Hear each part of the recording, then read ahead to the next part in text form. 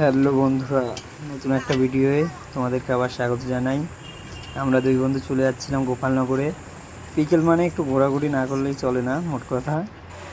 তার মাঝেই কালো ঘন মেঘ গোপালনগর গেটের এখানে আসতেই এত পরিমাণ মেঘ জমে, যে কারণে আমরা ভাবছিলাম ঘুরে যাব, কিন্তু সামনে একটু এগিয়ে যেতেই দেখি আবার আকাশটা পরিষ্কার হয়ে আসছে।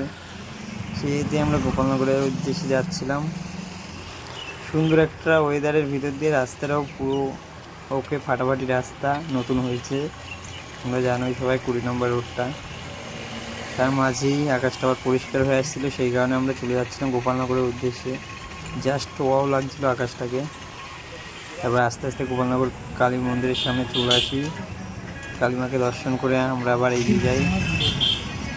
এই যে গোপালনগর গেট, এটা এত খারাপ পরিস্থিতি হয়ে যাচ্ছে গেটটার, একটু বৃষ্টি আসলেই জল জমে যাচ্ছে, চারিদিকে গর্ত হয়ে গেছে।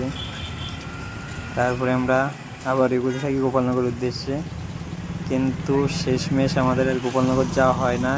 গোপালনগর স্টেশনের ওখানেই দাঁড়িয়ে যেতে হয়, কারণ মেঘটা আরও বেশি ঘন হয়ে আসে ও কিছুক্ষণ পরেই ঝিরঝির করে বৃষ্টি শুরু হয়ে যায়, যে কারণে আমরা আর গোপালনগর যেতে পারি না। লাস্টের গেটের ওখানে দাঁড়িয়ে কিছুক্ষণ একটা দোকানের তলায় দাঁড়িয়ে আমরা আবার ফিরে আসি বাড়ির উদ্দেশ্যে, কারণ লাস্টে বৃষ্টিটা জোরই চলে আসে। আর তোমাদের সাথে দেখা হবে নতুন একটা ভিডিও। এখন ভিডিওটা এই অবধি।